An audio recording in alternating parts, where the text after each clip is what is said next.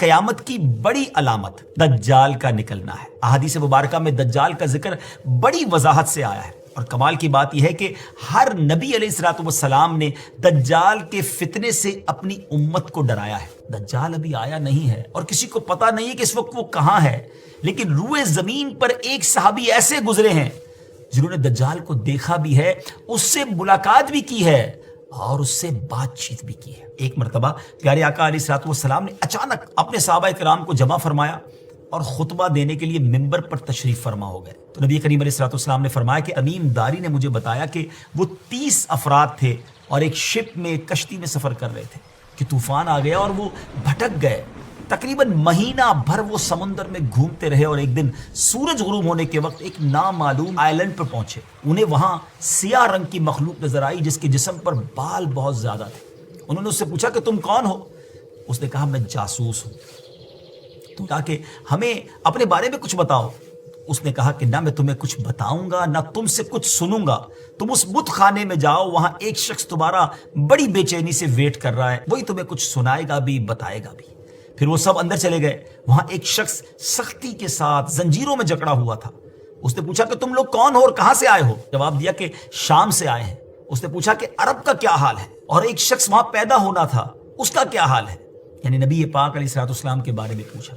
صحابہ کرام نے کہا کہ وہ اچھے حال میں ہیں اور ابتدا میں ان کی مخالفت ہوئی، مگر اب تو تمام عرب پر وہ غالب ہو گئے ہیں۔ اس نے کہا اچھا زغر کے چشمے کا کیا حال ہے؟ انہوں نے جواب دیا کہ وہ بھی اچھی حالت میں ہے، لوگ اس سے پانی پیتے ہیں، اس سے کھیتی باڑی بھی کرتے ہیں۔ پھر اس نے پوچھا کہ عمان اور بیسان کی کھجوروں کا کیا حال ہے؟ انہوں نے کہا کہ اس میں ہر سال پھل آتے ہیں۔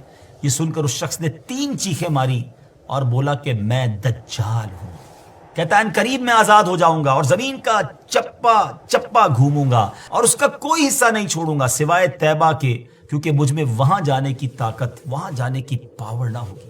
نبی پاک علیہ الصلوۃ والسلام نے فرمایا کہ مجھے بہت خوشی ہوئی کیونکہ طیبہ یہی شہر ہے۔ بعض روایت کی روشنی میں یہ بات بھی کہی جاتی ہے کہ دجال کو حضرت سلیمان علیہ الصلوۃ والسلام نے قید کیا تھا، اور حدیث پاک کے مطابق یہ مشرق یعنی ایسٹ کی سائیڈ موجود ہے۔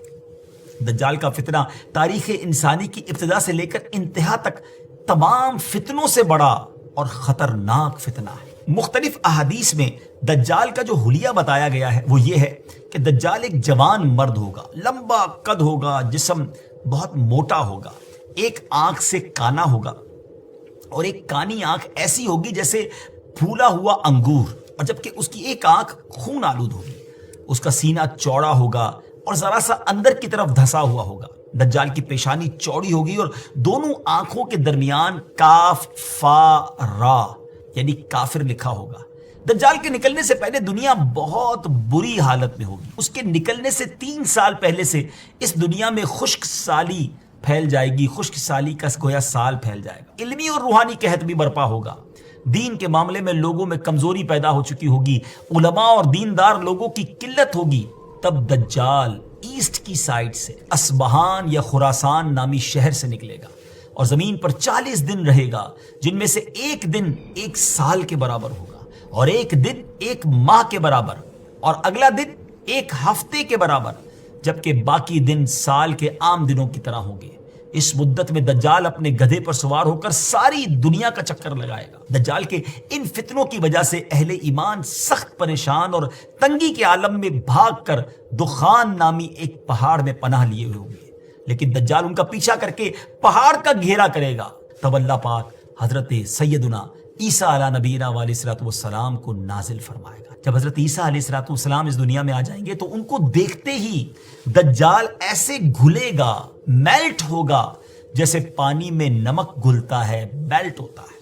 آپ علیہ الصلوۃ والسلام دجال کو مقام لد پر قتل کریں گے اور اس کے فالوورز میں سے ایک بھی کسی کو بھی زندہ نہیں چھوڑیں گے۔ یہ فتنہ بہت شدید ہوگا ناظرین۔ نبی پاک علیہ الصلوۃ والسلام نے فرمایا جو سورہ کہف کی پہلی 10 آیتیں یاد کرے گا دجال کے فتنے سے محفوظ رہے گا۔